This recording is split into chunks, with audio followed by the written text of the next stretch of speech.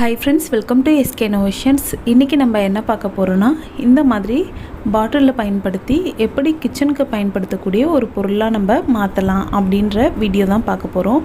இந்த மாதிரி பாட்டில் பார்த்திங்கன்னா நமக்கு கல்யாண பந்தியில் வைப்பாங்க. அப்படி இல்லாட்டி நம்ம வாங்கவும் செய்வோம். அப்படி நம்ம வாங்கிட்டு தண்ணி குடிச்சிட்டு அந்த பாட்டிலில் தூக்கி போட்டுருவோம். இனிமேல் அப்படி தூக்கி போடாமல் இந்த மாதிரி நீங்கள் ரீயூஸ் பண்ணி பாருங்கள். ஃபஸ்ட்டு என்னென்னா, இந்த பாட்டிலோட மேல் பகுதியில் இந்த அளவுக்கு, அதாவது ஒரு 2 இன்ச் அளவுக்கு கேப் விட்டு கத்தியால் கீறிக்கோங்க.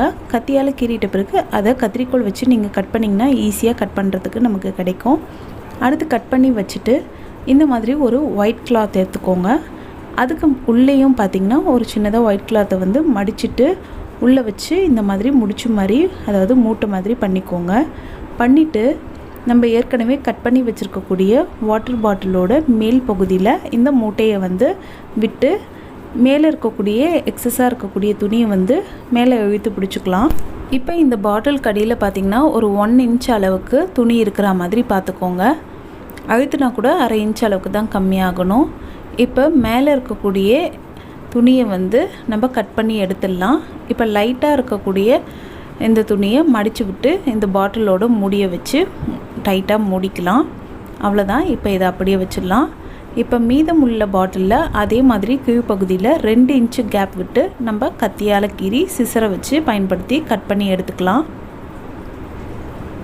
இப்போ இது நம்ம என்ன பண்ண போகிறோன்னா, இந்த மாதிரி மூடி வைக்கிறதுக்கு இது யூஸ் ஆகும். இப்போவே உங்களுக்கு நிறைய பேருக்கு இது எதுக்காகன்ட்டு கெஸ் பண்ணியிருப்பீங்க. இதை நம்ம எதுக்காக யூஸ் பண்ண போகிறோம்னா, இந்த கீழ்ப்பகுதியில் இருக்கக்கூடிய பாட்டிலில் எண்ணெய் ஊற்றி வச்சுக்க போகிறோம். மேல் பகுதியில் இருக்கக்கூடிய துணியை இந்த எண்ணெயில் டிப் பண்ணி தோசைக்கல்லில் எண்ணெய் தேய்க்கிறதுக்கு பயன்படுத்திக்க போகிறோம். இதுக்கு தனியாக கட்டெல்லாம் வச்சுருப்பாங்க, கடைகளில் விற்கும். அதில் இருக்கக்கூடிய துணி பார்த்திங்கன்னா கொஞ்சம் நாள்லேயே பிரிஞ்சு வந்துடும். ஆனால் இந்த மாதிரி நம்ம பண்ணி வச்சுக்கும்போது துணியும் பிரிஞ்சு வராது, நமக்கு யூஸ் பண்ணவும் ஈஸியாக இருக்கும். இந்த பாட்டிலில் இந்த மாதிரி பண்ணி வச்சுக்கும்போது நமக்கு பாட்டில் அழுக்காயிடுச்சுன்னா ஈஸியாக நம்ம வாஷ் பண்ணிக்கலாம். அதே மாதிரி இந்த துணியும் அழுக்காயிடுச்சுன்னா ஒன்று தூக்கி போட்டுடலாம், இல்லாட்டி இந்த துணியை கூட நம்ம வாஷ் பண்ணிவிட்டு யூஸ் பண்ணிக்கலாம். எண்ணெய் தீந்துடுச்சுன்னா தேவையான அளவுக்கு எண்ணெயும் அப்பப்போ ஊற்றிக்கலாம். இங்கே பாருங்கள், இந்த மாதிரி நம்ம எண்ணெயில் டிப் பண்ண இந்த பாட்டிலோட மேல் பகுதியை இந்த மாதிரி நம்ம தோசைக்கல்லில் தேய்ச்சி விட்டுக்கலாம்.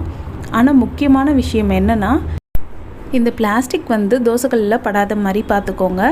எப்போவுமே பிளாஸ்டிக் கீழே ஒரு 1/2 இன்ச்சு அளவாச்சு துணி கீழே இருக்கணும். நம்ம ஜஸ்ட்டு ஒரு 10 செகண்ட் தான் தேய்ப்போம். அதுக்குள்ளே சூடு ஏறி பிளாஸ்டிக் பாட்டில் கண்டிப்பாக மெல்ட்டே ஆகாது. அதனால் நீங்கள் இந்த மாதிரி செஞ்சு வச்சிங்கன்னா பயப்படாமல் நீங்கள் யூஸ் பண்ணிக்கலாம். இந்த மாதிரி ஒவ்வொரு முறையுமே நம்ம தோசை ஊற்றும் போதோ இல்லாட்டி சப்பாத்தி சுடும்போது கூட நம்ம இந்த துணியை வச்சு நம்ம எண்ணெய் தேய்ச்சி விட்டுக்கலாம். நம்ம பொதுவாக வெங்காயம், உருளைக்கிழங்கு, கத்திரிக்காய் எல்லாம் தோசைக்கல் மேலே தேய்க்கிறதுக்கு யூஸ் பண்ணுவோம். ஆனால் இந்த மெத்தடில் நீங்கள் செய்து வச்சுக்கும்போது உங்களுக்கு தோசை சுடுற கஷ்டமே தெரியாது. ஈஸியாக நம்ம எண்ணெயை தேய்ச்சிட்டு அடுத்தடுத்த தோசையை ஈஸியாக சுட்டு முடிச்சிடலாம். தோசைக்கல்லையும் எண்ணெய் பிசுக்கு எப்போவுமே இருக்கிறதுனால தோசையும் நமக்கு எடுக்கிறதுக்கு ஈஸியாக வரும். எப்போவுமே இந்த மாதிரி மூடி வச்சிட்டிங்கன்னா டஸ்ட்டு படாமல் இருக்கும். அது மட்டும் இல்லாமல் பூச்சிலாம் உட்காராமல் இருக்கும். கண்டிப்பாக ட்ரை பண்ணி பாருங்கள். இந்த வீடியோ உங்களுக்கு பிடிச்சிருந்தால் லைக் பண்ணுங்கள், ஷேர் பண்ணுங்கள், கமெண்ட் பண்ணுங்கள். நம்ம சேனலை ஃபஸ்ட் டைம் பார்க்குறீங்கன்னா மறக்காமல் சப்ஸ்கிரைப் பண்ணுங்கள். தேங்க்ஸ் ஃபார் வாட்சிங்.